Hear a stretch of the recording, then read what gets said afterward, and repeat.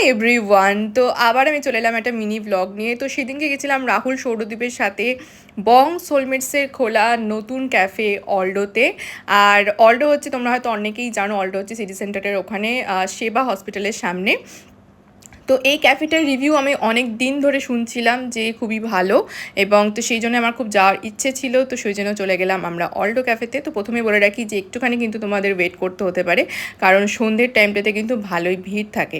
তো একটুখানি ওয়েট করে নেবে বাইরে বসে, তারপরে তোমরা পেয়ে যাবে সিট। তো আমরা সেরকমই পরে পেয়ে গেছিলাম একটা টেবিল।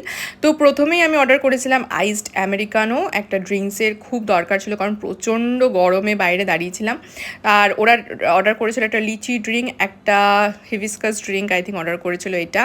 তো সবকটাই খুব ভালো ছিল। আর তার সাথে আমি প্রথমে অর্ডার করেছিলাম স্টাফড মাশরুম। আমার ইদানিং মাশরুমটা খুব ভালো লাগে, তো অবভিয়াসলি ওদের একদমই পছন্দ নয় মাশরুম, তো ওরা জন্য অর্ডার করেছিল চিকেনের একটা আইটেম। তো এটা ছিল chicken wings with pesto sauce, যেটাতে 6টা পিস ছিল, এবং যেটা কিন্তু ভীষণ ভালো ছিল। দেখতেই পাচ্ছ সবাই মাথা নাড়াচ্ছে। তো সত্যিই ভীষণ ভালো ছিল এটা খেতে। তার সাথে আমরা অর্ডার দিয়েছিলাম স্পেগেটি।